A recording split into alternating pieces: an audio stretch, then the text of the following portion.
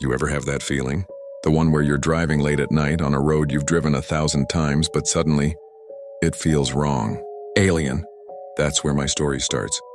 I was heading home from a friend's place way out in the sticks. It was probably 2 in the morning.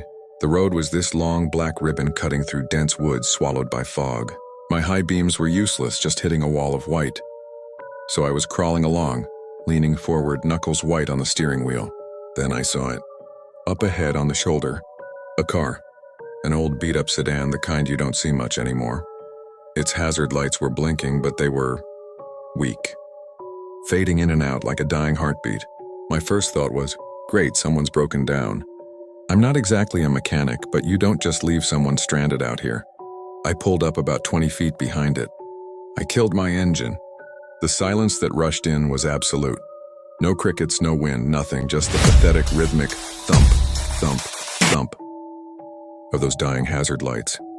I got out of my car, phone in hand, ready to call for a tow truck. "Hey, you all right in there?" I shouted. No answer.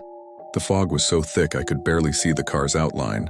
I walked closer, my footsteps sounding way too loud on the wet asphalt. The air was cold, colder than it should have been. A strange, metallic smell hung in the air like old blood and rust. I reached the driver's side window. It was rolled down. I leaned in, squinting into the darkness. "Hello? Anyone need a hand?" And that's when I saw him. A man was in the driver's seat. He was slumped forward, his head resting on the steering wheel. My heart hammered against my ribs. I thought he was dead. I reached in, my hand trembling, to check for a pulse on his neck. The second my fingers touched his skin, he shot upright. His head snapped back and he looked right at me. But his eyes, they weren't eyes, they were just gone. Empty black sockets like 2 deep holes burned into his face. But the terrifying part wasn't the holes. It was that I could feel him seeing me. A dry, rasping sound came from his throat as his mouth stretched into a smile that was far too wide for his face. I recoiled, stumbling backward, falling onto the road. He didn't get out of the car. He just sat there facing me with that impossible, silent grin. The hazard lights finally died, plunging us into complete darkness, except for my own car's headlights slicing through the fog behind me.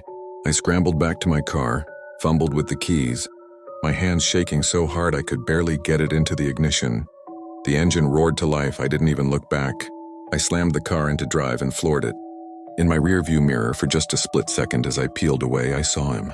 He was standing in the middle of the road now, perfectly still, just a dark silhouette in the fog.